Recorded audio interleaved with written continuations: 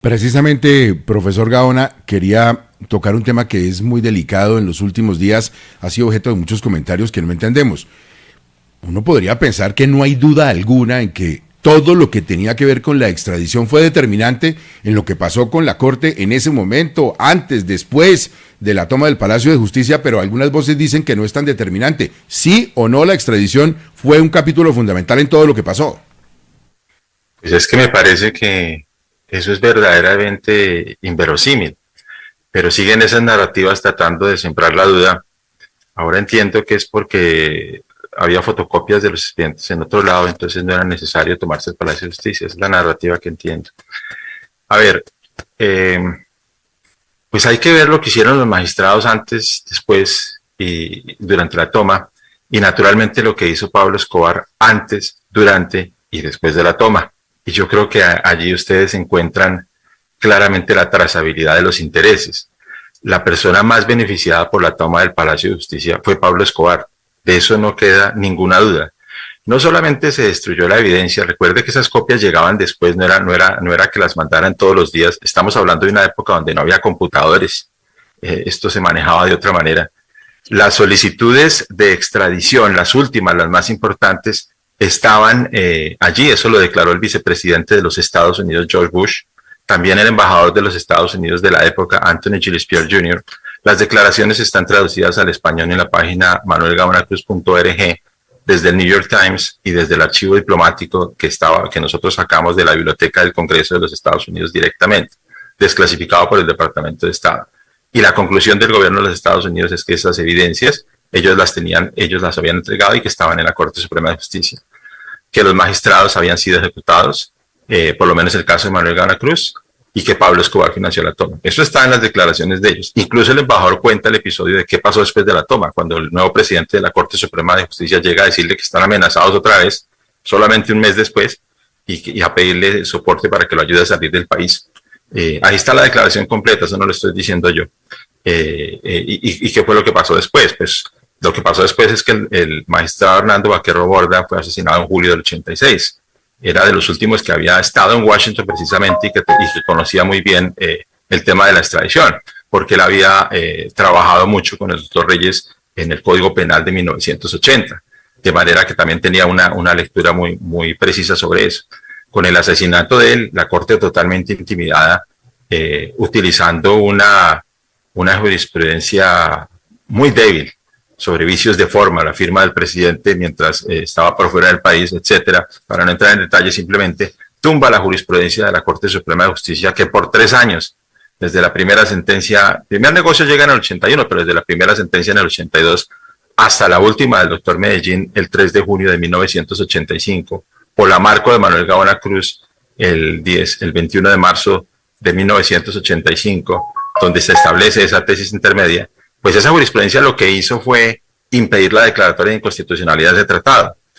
Ahora, ¿dónde estaba Pablo Escobar en ese momento y quién era? Yo he insistido, no estamos hablando de un criminal cualquiera, ni siquiera un paramilitar o un guerrillero. Estábamos hablando del criminal más rico y poderoso, no de Colombia, sino del planeta, en cifras, por los organismos de inteligencia. Eso están ahí, los informes los publicamos nosotros, están traducidos al español. Con cerca del 85% de la cocaína que ingresa a los Estados Unidos, casi el 70% de la cocaína que ingresa a Europa, en noviembre 6 de 1985, y él fue el que puso la demanda, fue el abogado de Pablo Escobar, la colocaron en la Secretaría de la Corte 2 días después de la última sentencia del doctor Medellín, el 5 de junio, y esa demanda le llega a Manuel Gaona Cruz por reparto, para ser el ponente, y esa ponencia es la que está estudiando la Sala Constitucional el 6 de noviembre, a esa hora. La sesión empezó, dicho por el secretario de la Sala Constitucional, empezó a las 9:30. Manuel Gaona Cruz estaba en uso de la palabra y estaba hablando de la extradición, estaba haciendo la historia completa de la extradición para explicar por qué, explicando otra vez la tesis intermedia, reafirmando la posición de la Corte una vez más. Pablo Escobar era miembro de esa lista de extraditables, por supuesto, todo el cartel de Medellín, y más de 100 extraditables que se entregaron. ¿Cuándo? El día que el M-19, a través de su Alianza Democrática, logró pasar por el Congreso, con excepciones notables de algunos, pero no fue más de 5 votos en contra y 45 a favor, una prohibición constitucional. ¿Para qué? Para que no hubiera extradición en Colombia. Y además de eso, pues Solo hay que seguir la trazabilidad de los crímenes. La cantidad de cosas que Pablo Escobar hizo en Colombia para desestabilizar el país e impedir su extradición empieza con el asesinato del doctor Rodrigo Lara Bonilla, sigue con la Corte Suprema de Justicia, Hernando Vaquero Borda, Enrique Lomurtra, el procurador Oso Escobar, etcétera. Es decir, los crímenes son incluso el avión que vuela en el aire, un narcotraficante con pasajeros inocentes, o la bomba del DAS, y yo puedo seguir así, más de 1000 policías. Entonces, decirnos ahora que un señor que hizo todo esto, que nos hizo inteligencia a nosotros, porque es que a nosotros, repito, al Paonel Gaona Cruz no recibió ninguna amenaza de los militares, y de hecho era profesor en la Escuela General Militar Santander, me parece que el doctor Reyes también lo era, y así me corregirá, y por varios años estuvieron dictando allá, además de externado a otras universidades, de manera que no tuvieron protección desde la última vez de esa sentencia famosa de Estatuto de Seguridad que quieren ahora traernos del 81, 82 sentencia, hasta el 85 no tuvo protección, entonces hubiera podido atacar el magistrado, mientras que las amenazas de Pablo Escobar y la protección era producto de eso. Entonces yo no veo cómo casa cuando el mismo magistrado ponente de la extradición, Manuel Gaona Cruz, ¿qué está haciendo 3 días antes de la toma? Está presentando una denuncia penal contra Pablo Escobar y los extraditables en el juzgado 71 de instrucción criminal, que llevó a un resultado muy básico, que la persona que lo interceptaba, que nos interceptaba a nosotros, que nos grababa, fue la misma que interceptó los teléfonos de Rodrigo Lara Bonilla. Entonces, realmente esa es una historia, lo he dicho varias veces, que solo se creen los niños. El recuerdo también del procurador Carlos Mauro Hoyos. Doctor Yesid Reyes, exministro, de todas las distorsiones, de todas las cosas que no cuadran con lo que ustedes vivieron o han podido experimentar como familia, ¿cuál es la que más le duele? ¿Cuál es la que más dice, esto no está bien, esto que se está diciendo no es la verdad?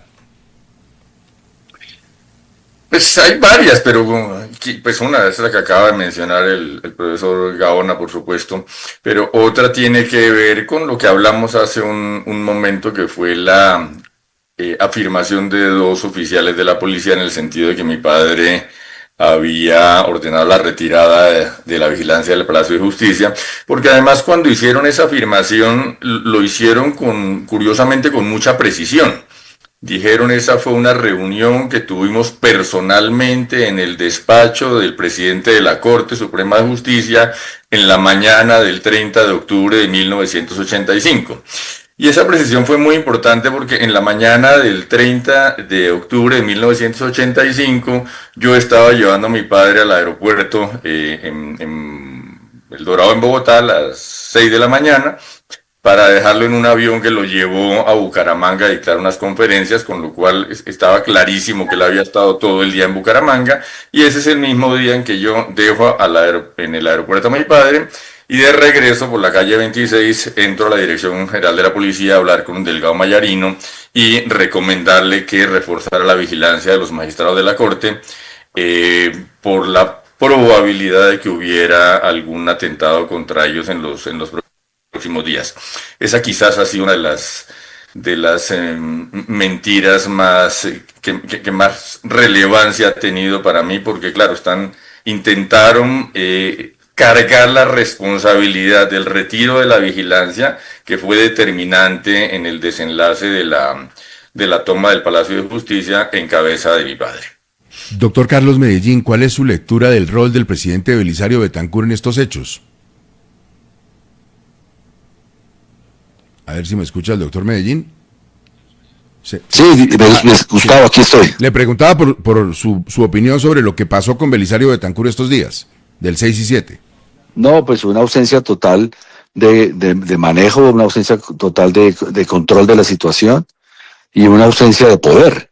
El poder civil cedió, el poder civil no existió, cedieron el control de la situación en la fuerza pública, y no tuvo Betancur la altura y el carácter del manejo de la situación. Pero además Betancur no solamente por omisión es responsable de toda esta tragedia, sino que él fue cambiando las versiones. En los primeros días dijo que para bien o para mal asumía responsablemente la responsabilidad de todo y que él había tenido el control y de la situación, y después cambió la versión. Después en los procesos y en los testimonios, él le dijo que había dado la orden de salvar la vida de los magistrados, un poco vago, un poco equívoco. La actitud de Betancur es lamentable y la historia así se lo cobrará.